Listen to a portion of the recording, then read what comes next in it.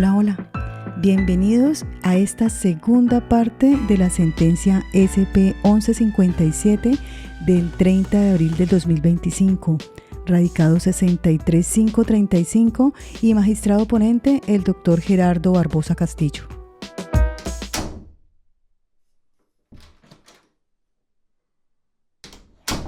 Recordemos que esta sentencia trata sobre el delito de prevaricato por acción por parte de un ex fiscal que realizó un archivo de las diligencias.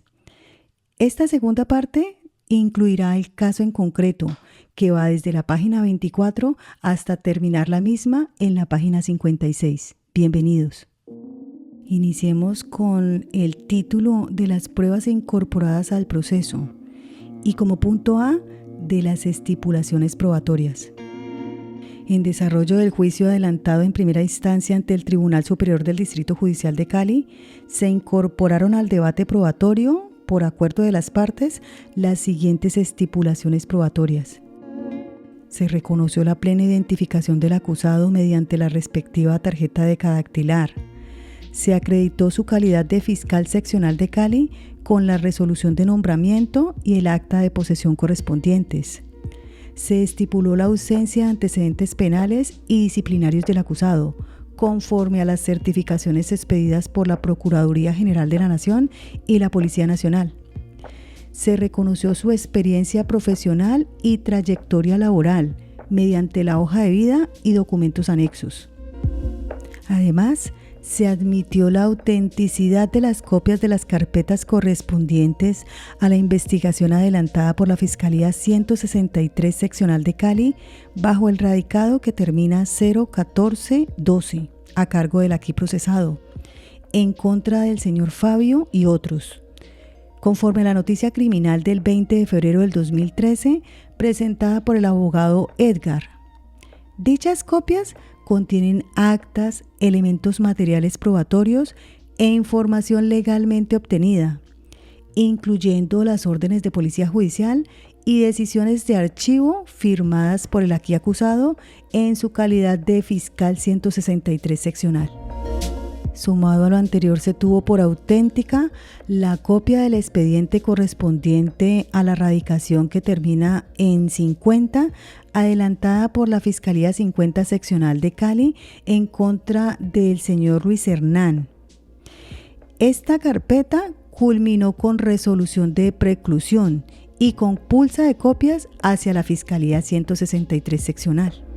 Se reconoció el envío del expediente del proceso, que termina en 50, desde el despacho de la Fiscalía 50 Seccional de Cali al del fiscal 163 Seccional, o sea, el aquí acusado Nelson, con base en los oficios del 31 de agosto del 2011, firmado por la señora Sonia, y el 9 de diciembre del 2011, firmado por el referido fiscal, o sea, el acusado Nelson.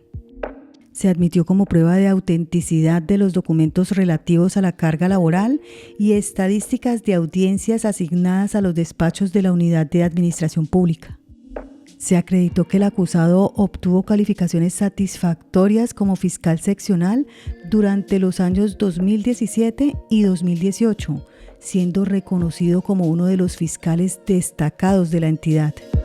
Se tuvo por válida la declaración de impedimento formulada por el acusado el 19 de abril del 2016, cuya negativa fue proferida por el Grupo Jurídico de la Subdirección de Fiscalías de Cali el 11 de octubre del 2016 y que fue devuelta al mismo despacho el 25 de enero del 2017.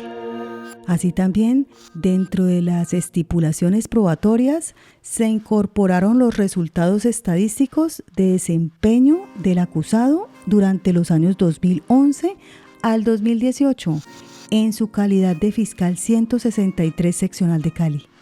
Se acreditó el archivo de 3 investigaciones disciplinarias adelantadas contra el acusado por la Sala Disciplinaria del Consejo Seccional de la Judicatura del Valle del Cauca, una de las cuales fue confirmada por el Consejo Superior de la Judicatura. Se reconoció también como hecho probado la sentencia condenatoria proferida el 15 de septiembre del 2013 por el Juzgado Décimo Penal Municipal de Cali en contra del señor Fabio por los delitos de calumnia e injuria, confirmada por la Sala Penal del Tribunal Superior de Cali el 23 de enero del 2014, cuyo radicado termina en 01020. Se admitió la reiteración de impedimentos manifestados por el acusado los días 17 de noviembre del 2016, 18 de enero y 6 de marzo del 2017 dentro del proceso seguido contra el señor Fabio Alberto. Se incorporó la respuesta proferida por el acusado el 12 de abril del 2013 a las solicitudes formuladas por la representación de las víctimas. Y finalmente, se aceptó como prueba la autenticidad de las declaraciones rendidas por las siguientes personas: un señor llamado Armando, una señora llamada Ángela y otra Adriana, y el dictamen del perito contable de del Carmen. Pruebas obrantes en la investigación con radicado terminado en 2124, adelantada por la Fiscalía 50 Seccional de Cali contra Luis Hernán. Detengámonos ahora en las pruebas de la Fiscalía. En primer lugar, como prueba por parte de la Fiscalía, rindió testimonio un abogado llamado Edgar, que fue el representante de víctimas. Edgar relató que recomendó a su cliente Luis Hernán formular querella por calumnia e injuria en contra de un señor Fabio Alberto, anticipándole a Luis Hernán, el abogado, que Fabio Alberto, respondería con una denuncia penal. Según indicó el abogado, efectivamente Fabio Alberto fue condenado por esos delitos, decisión confirmada en segunda instancia y luego dejada en firme por la Corte Suprema al inadmitir el recurso de casación. Paralelamente, Fabio Alberto presentó denuncia penal en contra de Luis Hernán por los delitos de abuso de confianza agravado, testaferrato, corrupción y otros cargos, frente a los cuales la Fiscalía, en un inicio, consideró la posible configuración del delito de concierto para delinquir. Sin embargo, tras la correspondiente investigación, se precluyó la actuación respecto de los presuntos delitos de abuso de confianza y hurto y se ordenó de oficio la compulsa de copias por el posible delito de falsa denuncia en contra de Fabio Alberto. Esta compulsa fue asignada a la Fiscalía 163 Seccional de Cali, en la que el declarante se constituyó como apoderado de víctimas, junto con el abogado suplente Rodrigo, dirigiendo múltiples memoriales al fiscal instructor con el fin de solicitar la formulación de imputación. Además, el declarante subrayó que el delito de calumnia no subsume ni excluye el delito de falsa denuncia, por lo que, con independencia del resultado del proceso penal inicialmente promovido por Fabio Alberto, correspondía adelantar su judicialización conforme a la compulsa de copias emitida por la Fiscalía que precluyó la investigación en favor de Luis Hernán. Criticó que el fiscal a cargo no practicó diligencias relevantes, ni valoró adecuadamente el acervo probatorio, ni los demás sujetos eventualmente comprometidos. A su juicio, las decisiones de archivo se adoptaron por consideraciones subjetivas e impropias, sin análisis individualizado de las pruebas existentes.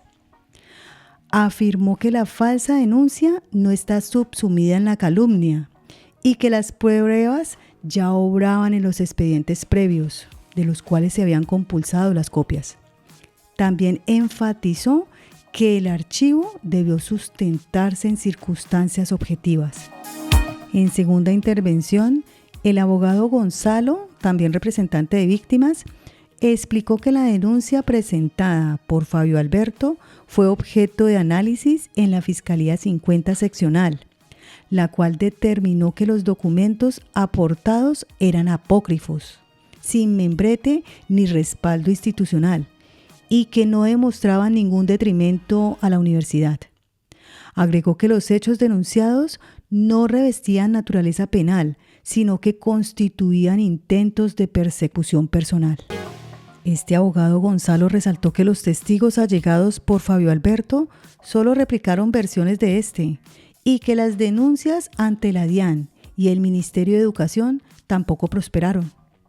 Confirmó que la Fiscalía archivó la investigación por falsa denuncia en noviembre del 2012 sin valorar debidamente las pruebas.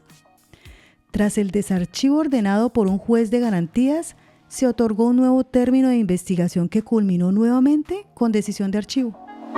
Este abogado Gonzalo precisó que el fiscal se aferró a un criterio de atipicidad sin explorar las hipótesis delictivas ni responsabilidades de terceros, a pesar de la insistencia del apoderado de víctimas en que también existían conductas como fraude procesal y falso testimonio.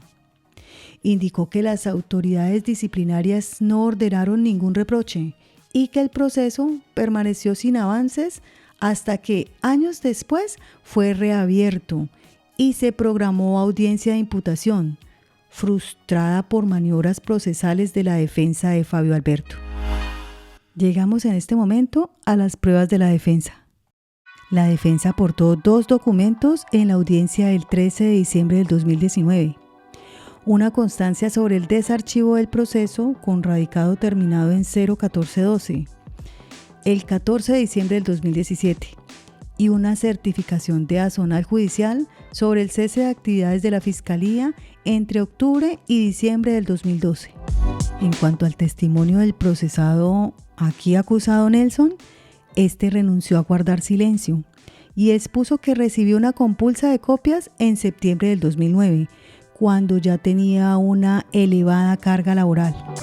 El aquí acusado explicó que los hechos objeto de denuncia no revestían tipicidad penal y que, conforme al programa metodológico, ordenó a la Policía Judicial recopilar los elementos de prueba de la Fiscalía 50 Seccional. El acusado fundó la decisión de archivo del 16 de noviembre del 2012 en una valoración objetiva, señalando que no encontró configurado el delito de falsa denuncia, ni la necesidad de investigar otras conductas. Alegó que los hechos denunciados correspondían al ámbito de la autonomía universitaria y que no se evidenció dolo en el actuar del señor Fabio Alberto. Justificó su decisión con fundamento en el artículo 79 de la Ley 906 del 2004 y en jurisprudencia constitucional, afirmando que no se presentaron nuevos elementos que habilitaran el desarchivo. Aclaró que su actuación fue objeto de revisión disciplinaria en 5 oportunidades, resultando absuelto en todas ellas. Reconoció que no notificó con prontitud a la representación de víctimas la decisión de archivo debido a un paro judicial, aunque sí lo hizo posteriormente. Reafirmó que en su criterio no había sustento fáctico ni jurídico para formular imputación y que su actuación fue conforme al principio de legalidad, actuando bajo parámetros de autonomía funcional. En relación con la compulsa de copias, precisó que la Fiscalía 50 Seccional dictó la preclusión del 14 de mayo del 2009, pero que la carpeta fue remitida a la Oficina de Asignaciones únicamente hasta el 3 de septiembre del 2009, ingresando a su despacho el 15 de septiembre de ese mismo año. Al estudiar el informe pericial contable del 23 de febrero del 2009, aportado por el CTI, concluyó que los hechos denunciados eran propios del ámbito institucional de la universidad y que no revestían ilicitud penal. El exfiscal Nelson sostuvo que conforme al marco normativo, su decisión de archivo no constituía providencia, ni auto interlocutorio, ni sentencia, y que además estaba legalmente impedido para transcribir pruebas, por lo que intentó condensar lo sustancial de su análisis. Aseguró que actuó con independencia y dentro de su margen de autonomía funcional, siempre en cumplimiento del principio de legalidad. Manifestó nuevamente que su actuación fue objeto de revisión por parte de los órganos de control disciplinario en 5 oportunidades, resultando absuelto en todas ellas. reconoció que no notificó oportunamente la decisión de archivo a la representación de víctimas debido al paro judicial que se extendió de noviembre del 2012 a enero del 2013, aunque aclaró que dicha comunicación se realizó posteriormente. Insistió además en que no encontró elementos de tipo penal de falsa denuncia contra persona determinada, ni ningún otro comportamiento típico o derivado de la compulsa de copias. Y agregó que la decisión de archivo estuvo orientada por un criterio de atipicidad objetiva, tanto en la primera resolución de archivo del 16 de noviembre del 2012 como en la segunda decisión del 5 de junio del 2015, dictada ante la ausencia de elementos materiales probatorios nuevos, pese a que transcurrieron más de 3 años entre ambas decisiones. Y finalmente enfatizó que su acción se llevó a cabo dentro de un término razonable, sin agotar el término de prescripción, y reiteró que, a su juicio, no existían razones jurídicas ni fácticas para formular imputación alguna. De ahí que para la Sala, con el propósito de examinar la eventual responsabilidad penal del aquí procesado Nelson, resulta indispensable detallar los principales elementos materiales probatorios y evidencias físicas que obraron en su despacho, en su calidad de fiscal 163 seccional de Cali, y que le sirvieron de fundamento para adoptar en 2 oportunidades sucesivas, el 16 de noviembre del 2012 y el 5 de junio del 2015, la decisión de archivar la investigación penal por el delito de falsa denuncia adelantada contra el señor Fabio Alberto. Determinaciones que el juez de primer grado calificó como prevaricadoras al considerar que se adoptaron en contra del ordenamiento jurídico y sin soporte probatorio suficiente. Retrocedámonos tiempo atrás, en la denuncia interpuesta por el señor Fabio Alberto el 15 de febrero del 2007. Este señor Fabio Alberto presentó una denuncia penal ante la Fiscalía Seccional de Cali contra el rector de una universidad, o sea, el señor Luis Hernán, por múltiples conductas que calificó como delictivas y entre ellas el abuso de confianza calificado y agravado. El aquí denunciante Fabio Alberto expuso que el rector había utilizado una tarjeta de crédito Visa empresarial de un banco proporcionada por la tesorería de la universidad para realizar gastos personales por valor de 33.282.722 pesos, incluyendo consumos realizados por su hijo, quien no tenía ningún vínculo contractual o laboral con la institución. Aunque posteriormente se efectuó el reembolso, el denunciante argumentó que ello no eliminaba la ilicitud de la conducta, pues el delito se había consumado con el uso no autorizado de los recursos institucionales. Fabio Alberto también denunció un presunto detrimento patrimonial mensual de 27 millones. Según él, producto del alquiler de una sede ubicada en el barrio Miraflores, propiedad de los sobrinos del rector, cuando, según afirma, existía disponibilidad locativa en la sede de Valle de Lilí. La universidad habría intentado comprar el inmueble sin éxito.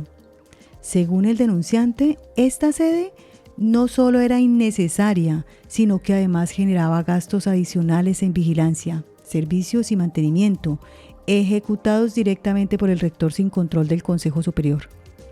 Esta situación se sustentó, según dijo él, en documentación contable de la universidad en la que se indicaba que la división de extensión generaba pérdidas anuales por más de 800 millones. En otra línea, denunció un posible conflicto de intereses, ya que el inmueble en cuestión habría sido transferido dentro del núcleo familiar del rector, de su hermana, su esposo e hijos, por medio de una compraventa que consideró ficticia, lo cual llevó a plantear la hipótesis de un posible testaferrato. Señaló además el señor Fabio Alberto que el rector devengaba un salario mensual de 60 millones, en su mayoría por concepto de honorarios no declarables, y tenía asignadas tarjetas de crédito con extensiones para su familia, cuyos gastos ascendían a 17 millones de pesos mensuales. También denunció el uso de activos y personal de la universidad para actividades particulares del rector, como la operación de un colegio y el uso de la infraestructura tecnológica institucional para beneficios propios. El valor acumulado de estas irregularidades habría sido de 609.381.000 pesos hasta septiembre del 2006. La denuncia incluyó señalamientos por nepotismo, al haber contratado al hijo del rector con un salario que consideró desproporcionado, y la existencia de una nómina paralela a través de contratos de prestación de servicios otorgados a personas jubiladas, como una señora llamada Cecilia.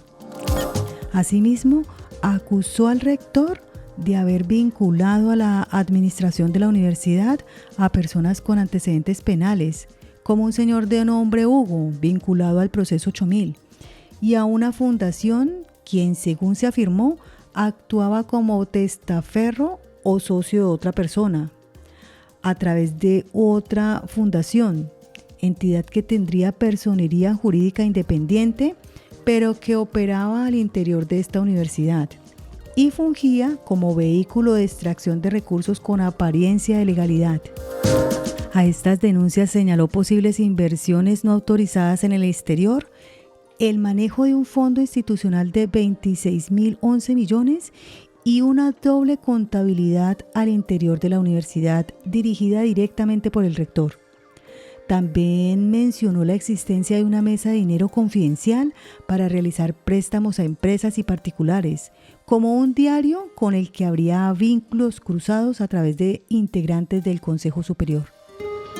Finalmente se denunció el control absoluto del rector sobre el presupuesto, las contrataciones y el manejo del Consejo Superior, incluyendo asignación de salarios y contratación de familiares, junto con el uso indebido de recursos institucionales para indemnizaciones selectivas de profesores que, según el denunciante, no compartían sus prácticas administrativas.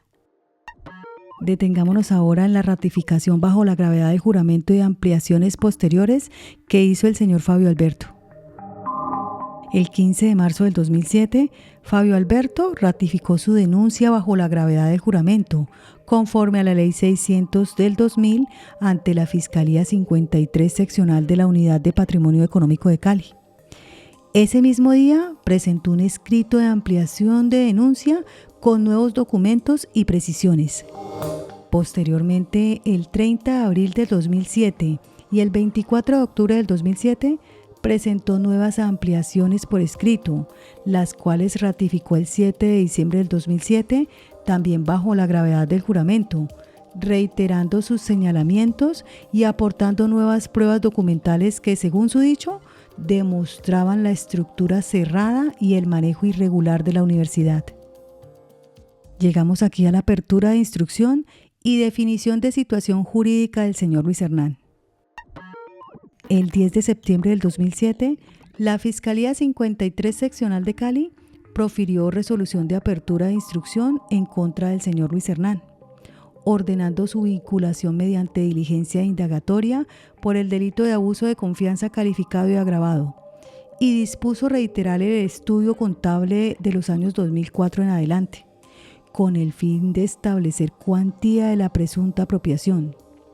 Posteriormente, el 16 de noviembre de ese mismo año, la Fiscalía se abstuvo de imponer medida de aseguramiento en su contra, apoyándose en el informe técnico sobre variación patrimonial rendido por un investigador criminalístico, el cual concluyó que entre los años 1996 y 2006 no se observaron incrementos patrimoniales injustificados. Conozcamos acerca de la preclusión de la investigación y compulsa de copias por falsa denuncia. El proceso fue reasignado al Despacho Fiscal 50 de la Unidad de Patrimonio Económico de Cali bajo la Ley 600 del 2000. Este despacho, mediante resolución del 11 de febrero del 2009, declaró cerrada la investigación y el 14 de mayo del 2009 resolvió precluir la investigación en favor del señor Luis Hernán. La decisión se basó en la ausencia de elementos que permitieran establecer la comisión de una conducta punible. En particular, se valoró el informe contable del 23 de febrero del 2009, elaborado por una investigadora criminalística del CTI, en el que se desvirtúan uno a uno los señalamientos efectuados por el denunciante, o sea, por el señor Fabio Alberto. El informe aclaró que, entre otros aspectos, la tarjeta de crédito cuestionada era personal del señor Luis Hernán desde 1999, no expedida por la universidad, y que, aunque se utilizaba para gastos institucionales, estos eran reembolsados directamente por él mediante títulos valores. Asimismo, el análisis contable desestimó otras acusaciones relacionadas con presuntas irregularidades contractuales, conflictos de intereses, doble contabilidad, nepotismo y manejos financieros indebidos. También se incorporaron múltiples testimonios que respaldaban la versión del rector y refutaban los señalamientos del denunciante, entre ellos de personas como Cecilia, Henry Jesús, Clara Alejandra, Gustavo Adolfo y Ana Belén, quienes coincidieron en afirmar que las actuaciones del rector se ajustaban a la legalidad. En contraste, las declaraciones del señor Fabio Alberto, otro señor llamado Waldo, y Luis Fernando fueron consideradas por la Fiscalía como poco creíbles, contradictorias y marcadas por animadversión hacia el rector, por lo que no se les otorgó valor probatorio. A juicio del despacho, tales testimonios fueron acompañados de documentos de dudosa procedencia y carentes de valor jurídico, configurándose así indicios de una posible actuación dolosa por parte del denunciante. En virtud de lo anterior, se compulsaron copias para que se investigue a Fabio Alberto por el delito de falsa denuncia, destacando que dicha compulsa surge de la rigurosa actividad investigativa desplegada por los peritos del CTI, en especial del informe contable ya mencionado, el cual evidenció la atipicidad del comportamiento denunciado y la inexistencia de elementos que acreditaran una conducta ilícita atribuible al señor Luis Hernán. Entonces la parte civil interpuso recurso de apelación contra la preclusión, pero fue declarado desierto el 14 de junio del 2009 por falta de sustentación. Posteriormente se interpuso recurso de reposición, el cual fue rechazado el 6 de julio del 2009. Frente a estas decisiones, el señor Fabio promovió acción de tutela, en su momento, que fue resuelta negativamente por improcedente por la sala. Como ya se ha indicado, la compulsa de copias le correspondió a la Fiscalía 163 seccional, a cargo del aquí acusado Nelson, despacho al que llegó el expediente el 15 de septiembre del 2009. En ese contexto, además de los elementos que dieron origen a dicha compulsa, resulta necesario trazar una línea de tiempo que permita advertir el desarrollo de su actuación y comprender la sucesión de decisiones adoptadas dentro de la investigación por el presunto delito de falsa denuncia. El 19 de febrero de 2010, el apoderado de víctimas, Edgar, presentó memorial ante la Fiscalía 163 seccional de Cali, solicitando la formulación de imputación por los delitos de falsa denuncia y fraude procesal en contra de Fabio Alberto.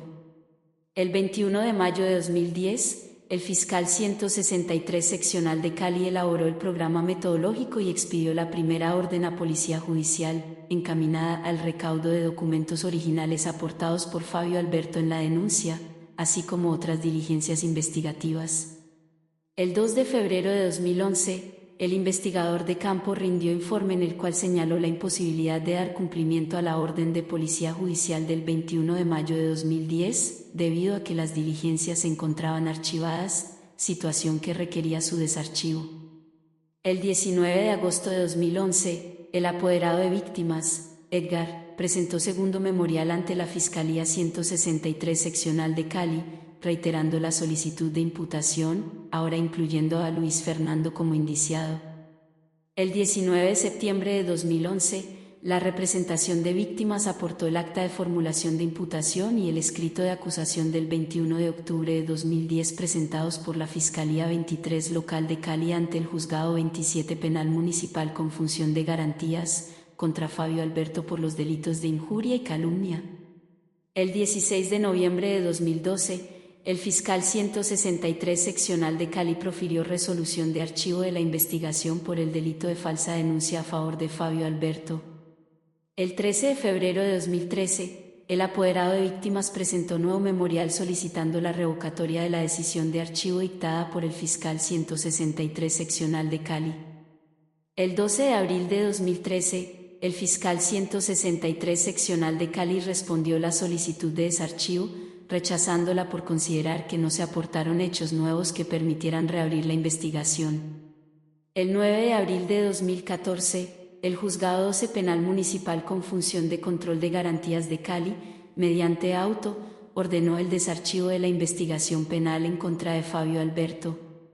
El 27 de junio de 2014, el fiscal 163 seccional de Cali reanudó formalmente la etapa de indagación dentro del proceso por el presunto delito de falsa denuncia. El 16 de julio de 2014, el apoderado de víctimas, Edgar, radicó nuevo memorial solicitando imputación contra Fabio Alberto por los delitos de fraude procesal, falsa denuncia y falso testimonio. El 15 de octubre de 2014, el fiscal 163 seccional de Cali respondió indicando que había dado cumplimiento a la orden judicial de desarchivo, pero precisando que no se encontraba obligado a formular imputación.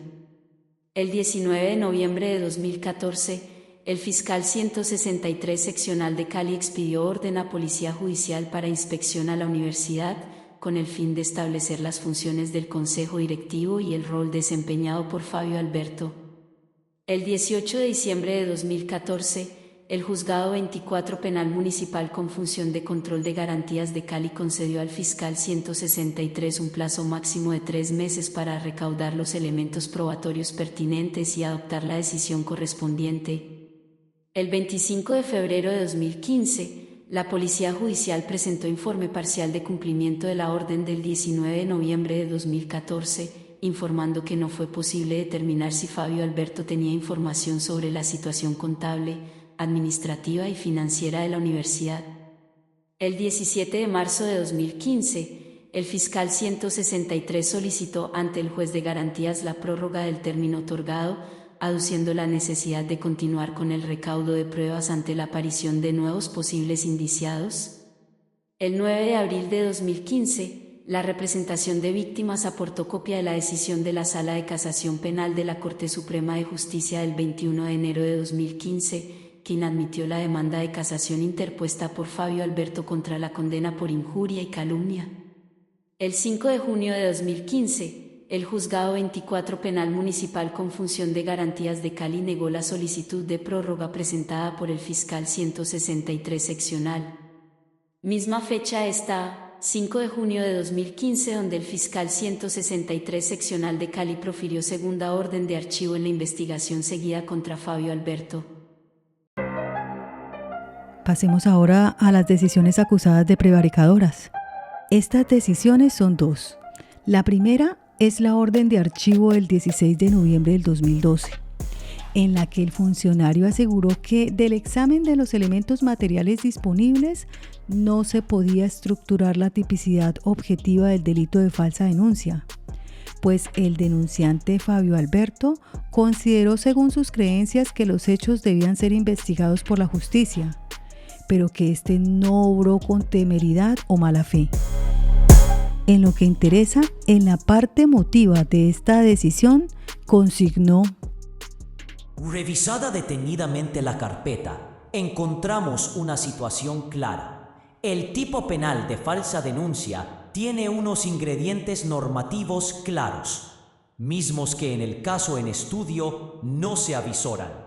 En ese orden de ideas, se debe manifestar por este despacho la inconformidad y manifestaciones realizadas por quien promovió la inicial denuncia, en busca, según sus creencias, de proteger y salvaguardar derechos del alma mater, al considerar que el actuar de su rector raya con el Código Penal.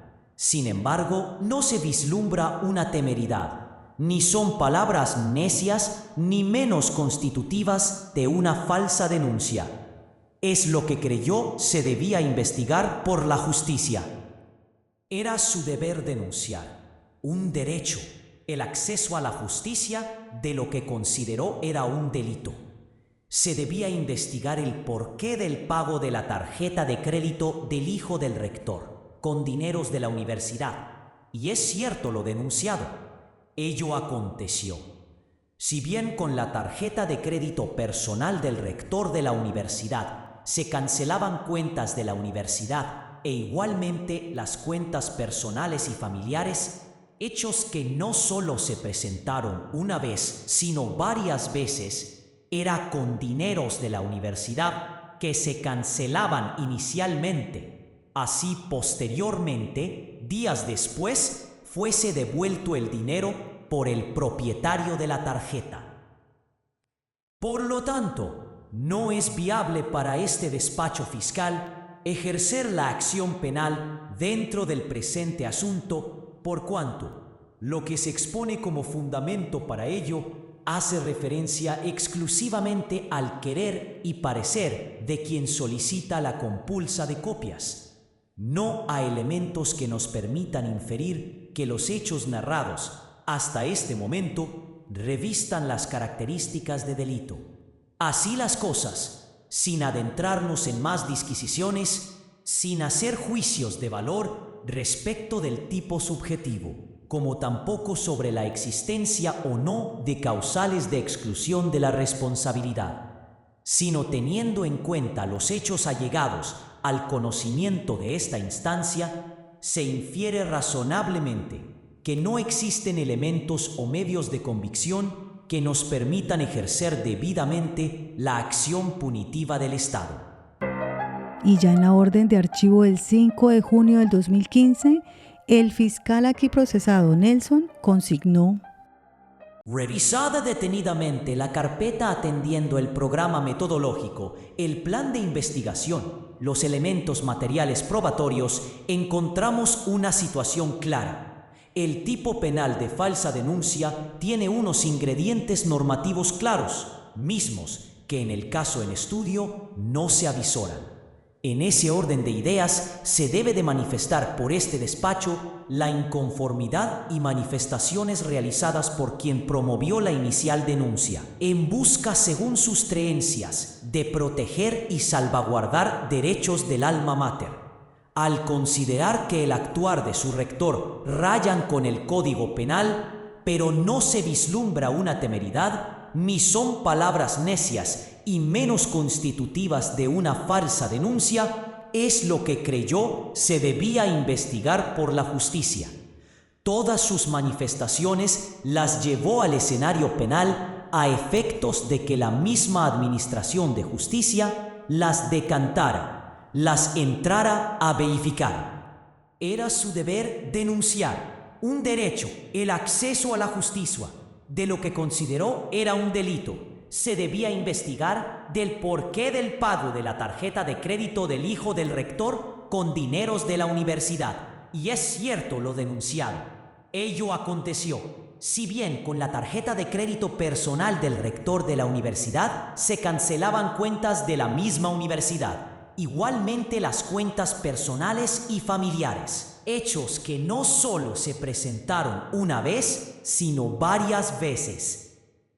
Era con dineros de la universidad que se cancelaban inicialmente. Así posteriormente fuese devuelto el dinero por el propietario de la tarjeta a la universidad. Así lo indicó el informe contable solicitado por la Fiscalía 53 seccional y allegada a esta carpeta, realizado por el investigador criminalístico adscrito al CTI, donde indica no solo sobre el punto denominado número 1 que corresponde a la denuncia instaurada, sino que realizó el estudio punto a punto de todos los hechos indicados en la denuncia, que fueron investigados por esa fiscalía. De igual manera, en los escenarios del juez de control de garantías, se ha hecho mención a otros comportamientos reprochables, a otros delitos y a otros presuntos responsables o indiciados para ser investigado. Encuentra este despacho que desde la misma compulsa de copias se hace alusión a presunta falsa denuncia, y al entrar a verificar esa posible falsa denuncia, encuentra este despacho que no está dada desde su tipicidad objetiva y no está dado otro comportamiento con características de delito que permita la acción penal en busca de los responsables. Por lo tanto, no es viable para este despacho fiscal ejercer la acción penal dentro del presente asunto por cuanto lo que se expone como fundamento para ello hace referencia exclusivamente al querer y parecer de quien solicita la compulsa de copias, no a elementos que nos permitan inferir que los hechos narrados hasta este momento revistan las características de delito. Para la sala de lo expuesto, el análisis de las actuaciones del fiscal seccional Nelson en relación con las órdenes de archivo emitidas en el 2012 y en el 2015 revela una manifiesta transgresión a los parámetros normativos y jurisprudenciales que rigen la función investigativa de la Fiscalía. Tal como se desprende de su sola lectura, estas decisiones se basaron exclusivamente en valoraciones subjetivas que están expresamente prohibidas en sedes de archivos de diligencias, conforme a lo dispuesto en el artículo 79 del Código de Procedimiento Penal y su desarrollo jurisprudencial previamente citado. En lugar este fiscal de circunscribirse al análisis de la tipicidad objetiva, él sostuvo que los hechos denunciados carecían de malicia, temeridad o mala fe por parte del denunciante, asumiendo competencias que son propias y exclusivas del juez penal. Y es que el marco normativo otorga al fiscal la autonomía para ejercer sus funciones investigativas. No obstante, esta autonomía debe ejercerse dentro de los límites de la ley. Si el fiscal consideraba que las pruebas no eran suficientes para demostrar la tipicidad del delito o la existencia del dolo en la conducta del denunciante, el curso procesal adecuado habría sido someter sus conclusiones a un juez mediante la solicitud de preclusión. Al optar por el archivo, una figura que excluye cualquier análisis subjetivo, el fiscal contravino las disposiciones legales y jurisprudenciales anteriormente mencionadas, que enfatizan que los elementos subjetivos deben ser evaluados exclusivamente por el juez penal. En sus decisiones, el fiscal utilizó como fundamento la jurisprudencia relativa al dolo en el delito de falsa denuncia, citados en fallos como la SP número 33749 del 2010 y el auto único de instancia del 2008, radicado 28972, que establecen que para atribuir responsabilidad penal por falsa denuncia, es necesario probar que el denunciante actuó con conocimiento de la falsedad de los hechos que puso en conocimiento de las autoridades y con la intención de perjudicar a otro. En esta línea, el fiscal afirmó de manera subjetiva que los hechos denunciados por Fabio Alberto no tenían origen en una conducta dolosa. Sin embargo, esta valoración subjetiva excede las competencias del fiscal en la etapa de archivo de diligencias. La jurisprudencia citada, aunque relevante para el análisis del tipo penal de falsa denuncia, está destinada a ser aplicada en sede judicial, no en una decisión de archivo que debe estar basada únicamente en la constatación de motivos y circunstancias fácticas objetivas. Por lo anterior, entonces, la autonomía del fiscal, alegada como tesis defensiva y puesta de presente por el Ministerio Público, no implica una facultad irrestricta para determinar el destino de una investigación, especialmente cuando su decisión se fundamenta en análisis subjetivos sobre elementos intencionales o causales de exclusión de responsabilidad. En este caso, el fiscal utilizó extensamente jurisprudencia sobre el tipo penal de falsa denuncia para justificar su decisión, pero esta referencia resultó improcedente, ya que el análisis subjetivo excede las competencias de la Fiscalía en sede de archivo. Y es que, además de incurrir en un análisis subjetivo indebido, el fiscal desatendió elementos probatorios fundamentales que desvirtuaban la hipótesis de ausencia de dolo. Entre los elementos omitidos se destacan los siguientes. Primero, el dictamen pericial contable del CTI, que demostraba la inexistencia y falsedad de fundamentos y documentos utilizados por el denunciante al presentar sus acusaciones. Segundo, las resoluciones de preclusión a favor del señor Luis Hernán, que respaldaban la presunta falsedad de los hechos denunciados. Y tercero, una condena previa por injuria y calumnia en contra del denunciante, que habrían permitido justificar una imputación formal por falsa denuncia. Ahora bien, la Sala no puede desconocer la reiteración de las decisiones prevaricadoras ni la persistente recurrencia argumentativa por parte del exfiscal 163 seccional Nelson, pues lejos de constituir un error de juicio aislado, la reproducción deliberada de fundamentos notoriamente deficientes, pese a las advertencias formuladas desde el 2012 y a la expresa orden de desarchivo emitidas por el juez de control de garantías en el 2014, esto evidencia una voluntad consciente de sostener una línea de actuación abiertamente contraria al ordenamiento jurídico. Dicha obstinación argumentativa, reflejada en la decisión de archivo adoptada en el 2015, que replicó los mismos yerros ya advertidos, permite concluir que no se trató de una mera equivocación, ni de un criterio técnico discutible, sino de una determinación intencional de desatender un mandato judicial y de eludir el cumplimiento de los deberes funcionales inherentes a la actividad investigativa, lo que pone de manifiesto una falta deliberada de voluntad para corregir su proceder. Este comportamiento, calificado por el tribunal como antojadizo, terco y deliberado, demuestra que el fiscal no solo desconoció sus deberes legales, sino que también actuó con pleno conocimiento de la improcedencia de sus decisiones.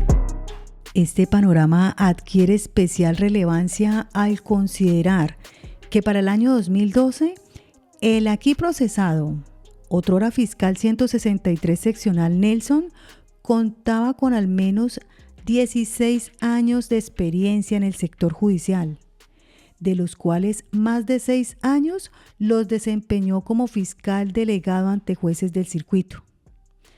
Este recorrido profesional denota un conocimiento profundo de las disposiciones normativas y procesales, así como una capacidad técnica para abordar los casos de manera meticulosa y ajustada al marco legal.